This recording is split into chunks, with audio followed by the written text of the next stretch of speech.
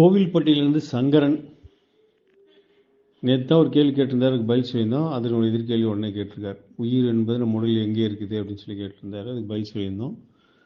அதுக்கு முன்னாடி ஒரு எதிர்கேள்வி வச்சுருக்கார். உயிர் பிரியும் போது ஒரு ஒளியாகவும் உடலில் அனைத்து செல்களிலும் நிறைந்துள்ளது என்கிறீர்கள், நிரூபிக்க முடியுமா? அதாவது அவர் என்ன கேட்குறாருன்னா, செத்து போனதுக்கப்புறம் ஒரு ஒளி மாதிரி ஒன்று வெளியில் போகுது, ஆனால் உயிரோட உடம்புல இருக்கும் பொழுது அது உடலில் எல்லா செல்லையும் இருக்குதுன்னு சொல்லி சொல்கிறீங்க.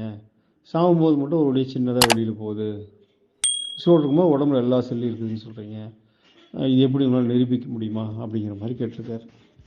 ஐயா, நம்மலாம் பார்த்தீங்கன்னா பிஸ்கோத்து, நமக்கு மேலே எத்தனையோ அறிவு ஜீவிகள் இருக்காங்க, விஞ்ஞானத்துலேயும் சரி நிறைய பண்ணிட்டாங்க. நீங்கள் கேட்குற இந்த கேள்வியெல்லாம் ரிசர்ச்சாக பண்ணிட்டாங்க. அதாவது என்ன பண்ணாங்கன்னா, ஒரு பெரிய கண்ணாடி ரூமில் தேவையான எல்லா எக்யூப்மெண்ட்ஸும் வச்சுட்டாங்க. எல்லா எக்யூப்மெண்ட்ஸும் வச்சு சாவர நிலைமையில் இருக்கக்கூடிய ஒரு நாயை உள்ளே வச்சுட்டு பயங்கரமாக கண்காணிச்சிக்கிட்டு இருக்கிறாங்க.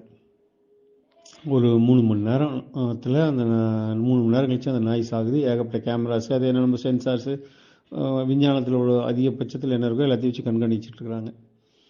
இந்த நாயில் கொஞ்சம் கொஞ்சம் அசைவு இருக்குது, பிடிக்குது. ஒரு டைமில் ஒரு ஃப்ளாஷ் ஒன்று ஆகுது, அந்த கேமராவில் பதிவாயிருக்கு. அது ஒரு ஃப்ளாஷ், அதாவது அந்த நாயோட உடம்பு மட்டும் ஒரு வெளிச்சம் ஒன்று வெளியில் போகுது, ஒரு ஸ்டார் மாதிரி ஒன்று வெளிச்சு போகுது. ஒரு செகண்டில் ஒரு ஃப்ளாஷ். அது போனதுக்கப்புறம் நாய்கிட்ட பார்த்தீங்கன்னா எந்த ஒரு அசைவும் இல்லை. நாயோட உடம்புலேருந்து ஏதோ ஒரு ஒளி மாதிரி சின்னதாக வெளியில் போயிடுச்சு. அதுக்கப்புறம் நாயோட உடம்புல எந்த ஒரு அசைவும் இல்லை. மறுபடியும் ஒரு 8 hours வெயிட் பண்ணுறாங்க, நாய் திரும்ப ஏதாவது அசையுமா உயிர் வரும்னு பார்க்கலாம். இல்லை, அதுக்கப்புறம் நாய் செத்து போச்சுன்னு சொல்லி டிக்ளேர் பண்ணுறாங்க. இது ரிசர்ச் பண்ணுது.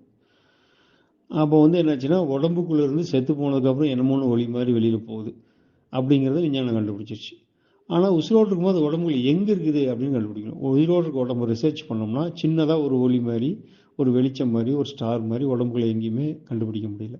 ஆனால் சாகும்போது சின்னதாக ஒன்று வெளியில் போகுது அப்படிங்கிறத கண்டுபிடிச்சிட்டு அதை ரிசர்ச் பண்ணிகிட்டு இருக்காங்க. அதனால் நம்ம நிரூபிக்க தேவையில்லை, ஏற்கனவே எல்லாம் விஞ்ஞானம் பண்ணிக்கிட்டு தான் இருக்குது. ஸோ இதுக்கான பதில் தான் நம்ம மேலே சொன்னது. அதாவது உயிர் வெளியில் போகும்போதோ உள்ளே வரும்போதோ ஒரு மின்னல் மாதிரி ஸ்டார் மாதிரி உள்ளே வருது, அது வெளியில் போகுது. ஆனால் உடம்புகள் இருக்கும்போது ஒவ்வொரு செல்லுக்குள்ளேயும் அது நீக்க மாதிரி நிறைஞ்சி இருக்குது.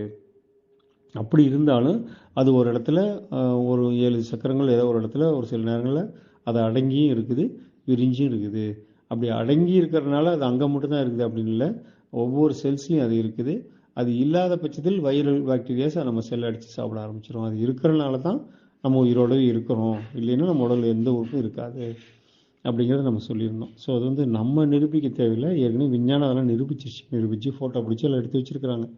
அவங்க இந்த அன்னமய கோஷம், பிராணமய கோஷம், மனமய கோஷம் தாண்டி விஞ்ஞானமய கோஷம் வரைக்கும் அவங்க ஆராய்ச்சி பண்ணி, ஆனந்தமய கோஷத்தில் ஒரு விஞ்ஞான ரீதியாக ஆராய்ச்சி பண்ணி, பிரட்டில் கதுப்பில் ஏற்படக்கூடிய டோப்மைன் சுரமூலங்களை ஆராய்ச்சி பண்ணி ஃபோட்டோ எடுத்து வச்சுட்டாங்க. அதெல்லாம் மிஷினை கண்டுபிடிச்சிட்டாங்க. அதனால் அதை நம்ம அனுபவபூர்வமாக தான் சொல்லுவோம் ஆன்மீகத்தில். அதை அடுத்தவங்களுக்கு அதை பயிற்சி பண்ணி அதை உணர்ந்துக்கிட்டு இருந்தாங்க. ப்ரூஃப் ரெக்கார்டாக நீங்கள் கேட்குற மாதிரி லாஜிக்கலாக ஒரு ரெக்கார்டாக கொடுக்கறதுக்கு ஆன்மீகத்தில் வழி இல்லாமல் மீறி போனால் ஓலைச்சூரில் எழுதி வச்சுருந்தாங்க, அவ்வளோதான். இன்றைக்கி இந்த விஞ்ஞானம் அதில் படம் எடுத்துருச்சு, வீடியோ எடுத்து வச்சுருக்கு. அதனால் ஆல்ரெடி நிரூபிச்சிட்டாங்க. நீங்கள் சர்ச் பண்ணி அதை தொலைவி எடுத்துக்கலாம் நீங்கள் கூகுளில். நன்றிங்கய்யா. என்ன புண்ணியம் செய்தேனோ